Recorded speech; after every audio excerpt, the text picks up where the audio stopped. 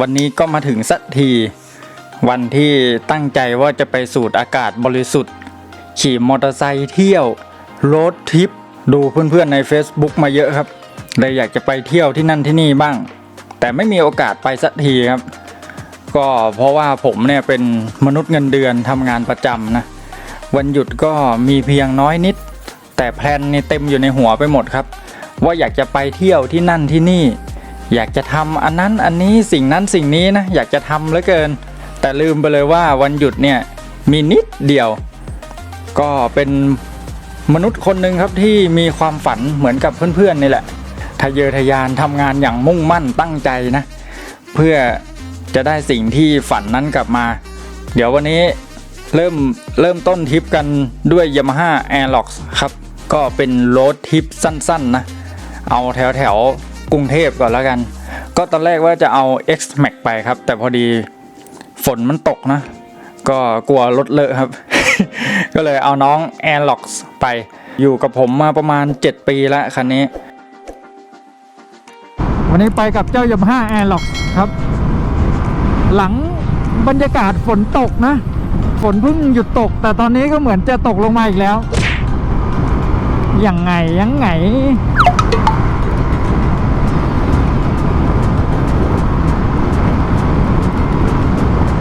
ฝนลงอีกแล้วแต่ก็ไม่เยอะมากครับเดี๋ยวต้องแวะเติมน้ำมันรถก่อนนะ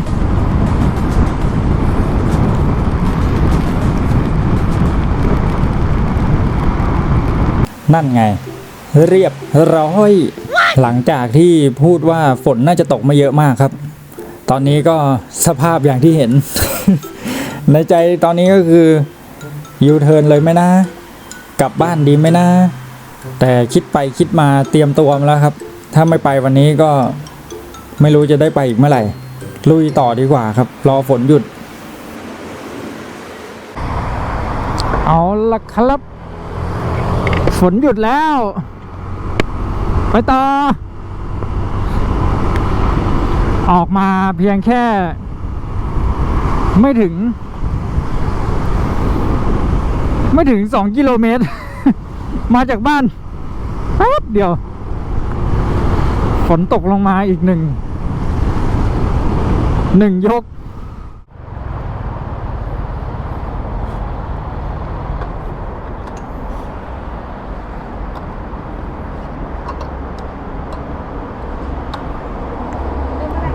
V-Power เต็มถังครับขอบคุณค่ะเต็มเท้าครับ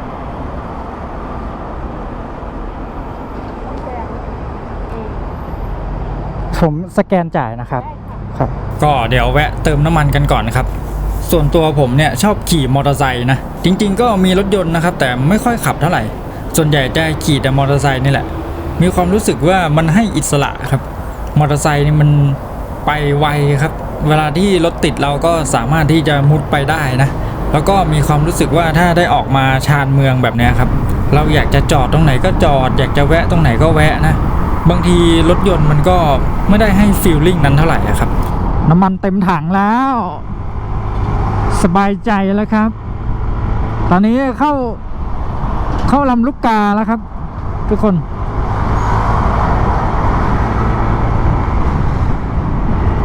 เดี๋ยวโชว์ผิวหน่อยนี่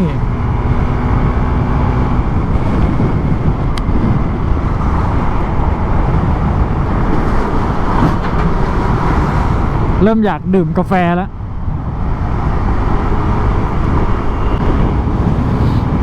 ตอนนี้ก็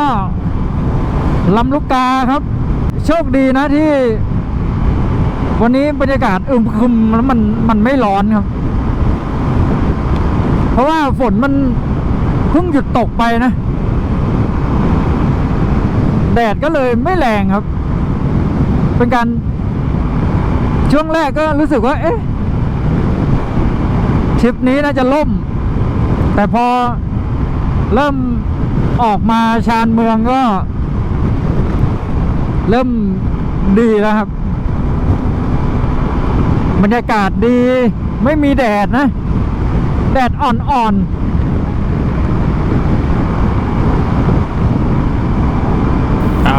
ตอนนี้ผมก็เข้าสู่จังหวัดนครนายกเป็นที่เรียบร้อยแพลนในตอนแรกเลยก็คือผมเนี่ยจะมาดื่มกาแฟที่จังหวัดนครนายกแค่นั้นเลยแต่ร้านกาแฟเนี่ยยังไม่ทราบครับว่าจะไปแวะที่ไหนแล้วก็สถานที่จอดเนี่ยก็ยังไม่รู้เลยว่าจะไปจอดที่ไหนนะก็คือขับมานครนายกก่อนแล้วก็มาหาครับหาเอาข้างหน้าเอาง่ายๆแต่ตอนนี้ผมขับมาสักระยะครับก็เห็นป้ายนะอ่างเก็บน้ำห้วยปลือครับถ้าหากว่าเป็นหลายๆคนใช่ไหมครับไปนครนายกก็จะนึกถึงเขื่อนขุนด่านปราการชนใช่ไหมครับหรือว่าแก๊งพี่ๆบิ๊กไบค์เขาก็ส่วนใหญ่จะไปถ่ายรูปกันที่นั่นนะผมเคยไปแล้วแหละแต่คนมันเยอะไปครับมันรู้สึกว่าแบบไม่ค่อยมีความส่วนตัวเท่าไหร่ไม่ค่อย private คือวันนี้ผมตั้งใจอยากจะลองใช้ชีวิตแบบเงียบๆคนเดียวอะไรอย่างเงี้ยนะมานั่งกินลมชมวิวคนเดียวแบบนี้ครับที่ผู้คนไม่เยอะมากอ่ะผมก็เลยหาที่อื่นนะครับแต่พอดีขับมาเจอเห็นป้ายพอดีก็เลยแวะเข้าไปดูครับผมก็ไม่รู้นะว่าเป็นยังไงเพิ่งเคยไปครั้งแรกเหมือนกันแล้วก็ร้านกาแฟเนี่ยก็เดี๋ยวค่อยไปหาดูเอาข้างหน้าครับแต่ตอนนี้ความรู้สึกก็คือโอ้อย่างเราเนี่ยใช้ชีวิตอยู่ในเมืองกรุงซะส่วนใหญ่ใช่ไหมครับโอ้โหสังคมนี่วุ่นวายมีแต่การแข่งขันนะแต่พอเราได้เหมือนมาออกมาชานเมืองได้มาเห็นธรรมชาติสีเขียวๆเห็นภูเขาบ้างอย่างเงี้ยครับมันทำให้มีความรู้สึกว่าจิตใจมันสงบร่มเย็นขึ้นครับบางทีเราก็ไม่ค่อยได้ออกมาเจออะไรแบบนี้เท่าไหร่ครับโหสิ่งที่ดีคืออะไรรู้ไหมดูดิท้องฟ้าแจ่มใสครับคือฝนมันเพิ่งหยุดตกครับแดดมันไม่แรงมากตอนนี้ก็ประมาณเกือบเที่ยงขับรถมาก็ไม่ได้เกือบเที่ยงเที่ยงกว่าแล้วขับรถมาประมาณ2 ชั่วโมงกว่าอ่างเก็บน้ำห้วยปลือครับโหดูดิภูเขาล้อมรอบอ่างใหญ่มากแล้วก็ private สุดๆไม่มีใครอ่ะไม่มีคนนะน่าจะมีผมนี่แหละคนเดียวเมื่อกี้มีพี่คนหนึ่งมาตกปลาไปแล้วแกบอกไม่ได้ เพราะว่าฝนมันตกด้วยเขาบอกไม่รู้ว่าเกี่ยวอะไรกับปลาไม่กินเหยื่อหรือเปล่านะโหดูบรรยากาศ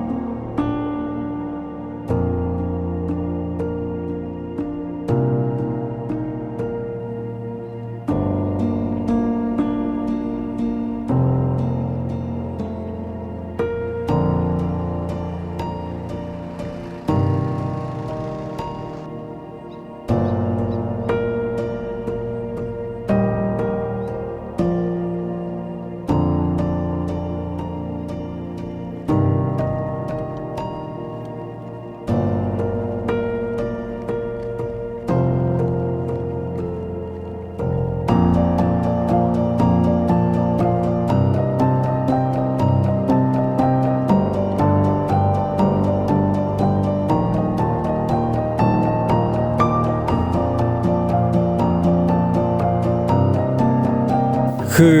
ถ้าใครยังไม่เคยลองมาทำอะไรแบบนี้นะครับคนที่อยู่ในเมืองหรือว่ารู้สึกว่าเหนื่อยล้าจากการทำงานนะก็ลองมาดูครับมันไม่ไกลจากกรุงเทพมากครับมาพักผ่อนได้มานั่งจิบกาแฟหรือว่ามากินลมชมวิวแบบนี้ครับนั่งมองภูเขาอย่างเงี้ยมันก็ทำให้รู้สึกว่าเหมือนเราได้ชาร์จพลังเหมือนกันจริงๆนะครับมีความรู้สึกว่ามันมีแรงที่จะสู้กับงานต่อไปอะครับผมไม่รู้นะว่าคนอื่นจะเป็นเหมือนผมหรือเปล่าพออายุมันมากยิ่งขึ้นเนี่ยครับมันมีความรู้สึกว่าการใช้ชีวิตเนี่ยมันก็เรียบง่ายมากยิ่งขึ้นครับไม่ว่าจะเป็นทั้งการกินการอยู่นะ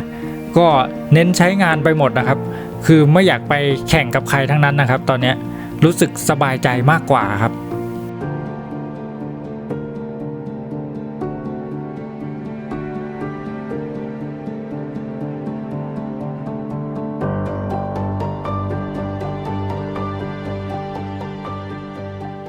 เมื่อสักครู่ผมเห็นคาเฟ่สวยอยู่ที่หนึ่งนะเดี๋ยวกะว่าจะไปแวะดื่มกาแฟที่นั่นโหตรงนี้บอกเลยว่า โคตรคุ้มอะที่มาหลังจากที่เราได้สูดอากาศบริสุทธิ์ได้กินลมชมวิวเดินชมภูเขาก็หลังจากนั้นก็มาต่อครับร้านกาแฟร้านนี้นี่ไม่ได้ตั้งใจนะครับคือขับรถผ่านอะตอนแรกอะที่ผมบอกว่าผมจะไปอ่างเก็บน้ำห้วยปลือใช่ไหมครับขาไปเนี่ยผมเห็นแล้วว่ามีร้านกาแฟอยู่ร้านหนึ่งคาเฟ่รู้สึกว่าตรงนี้นี่วิวสวยเหมือนกันครับอยู่ไม่ห่างจากอ่างเก็บน้ำเท่าไหร่ถ้าเราไปอ่างเก็บน้ำเนี่ยจะอยู่ขวามือเลยก่อนทางขึ้นอ่างเก็บน้ำเนี่ยประมาณสักไม่ถึง1กิโลเมตรครับร้านน่าจะชื่อร้านว่า Infinity Cafe นะมองเห็นได้ชัดเลยครับเขาอยู่ในที่โล่งมีกังหันใหญ่ๆเลยประมาณ 3-4 อันถ้าลงมาจากอ่างเก็บน้ำก็จะอยู่ซ้ายมือครับบอกเลยว่าวิวที่นี่โคตรสวยครับมองไปนี่ก็เป็นภูเขาเป็นทุ่งนาของชาวบ้านนะครับอากาศโคตรดีครับวันนี้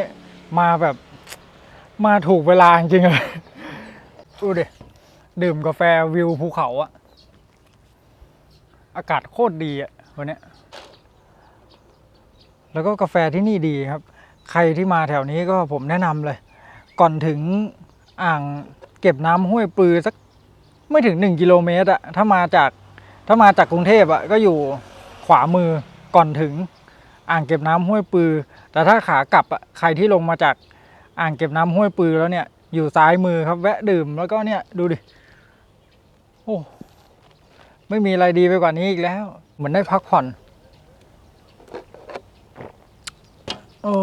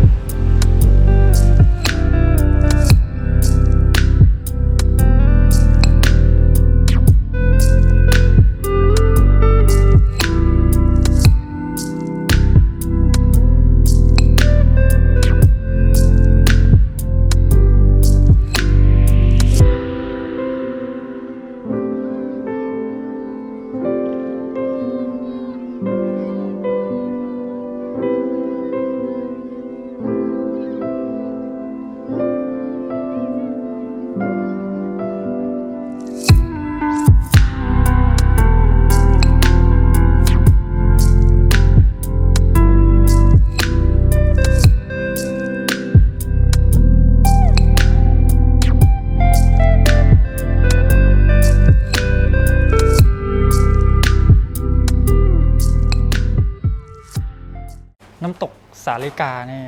ต้องไปทางคุณเพื่อนนั่งฝั่งนู้นนะคะอ๋อเราก็ตกบนตะไคร้อะค่ะอ๋อก็ไปทางนี้แล้วมันมีก็ได้ค่ะแล้วจะมีศาลาจะมีทางแยกอยู่ซ้ายมือครับซ้ายมือพี่ขี่เข้าตรงไปแล้วสุดจะมี3แยกที่เลี้ยวขวาไปตามทางเลยผมนั่งอยู่ก็คิดว่ายังไม่อยากกลับบ้านครับก็เลยไปถามพี่บาริสต้านะว่าน้ำตกสาลิกาจะอยู่ห่างจากที่นี่แค่ไหนครับแล้วก็เส้นทางไปทางไหนพี่เขาก็ได้บอกทางมาเรียบร้อยแต่แล้วก็ฝนตกเรียบร้อยแป๊บเดียวเองพูดเมื่อสักครู่เองว่าอากาศดีไม่มีฝนไม่มีแดดนะติดฝนท่ามกลางภูเขาโอ้โหนั่งอยู่ตรงนี้อีก2 ชั่วโมงยังได้เลยสวยมากดูดินั่นแหละครับสมพรปากฝนได้กระหน่ำตกลงมาอีกประมาณ2 ชั่วโมงได้ครับผมนั่งตรงนั้นประมาณบ่าย 3 โมงนะจนถึง5 โมงครับแล้วน้ำตกสาลิกาก็ล่มครับไม่ได้ไปครับพอดีมันเย็นมากแล้วก็แปะเอาไว้ก่อนครับเดี๋ยวรอบหน้าไปแน่นอน ถ้าหากว่าว่างหรือว่าวันหยุดเนี่ยครับก็จะไปเดินห้างช้อปปิ้งก็คือใช้ชีวิตคนในเมืองอะครับไม่ค่อยได้ออกมาทำอะไรแบบนี้สักเท่าไหร่แต่ตอนเนี้ยในใจผมก็คือรู้สึกชอบครับติดใจมากๆคือไม่รู้ว่าเกิดจากอะไรนะอาจจะด้วยความที่อย่างที่บอกครับอายุมันมากขึ้นครับการใช้ชีวิตมันก็เริ่มเปลี่ยนไปครับตามกาลและเวลานั่นแหละครับขอบคุณเพื่อนๆทุกท่านที่รับชมมาถึงตอนนี้นะครับก็มีอะไรก็คอมเมนต์ให้กำลังใจกันนะครับกดไลค์กด Subscribe ก็เดี๋ยวเจอกันทริปต่อไปครับ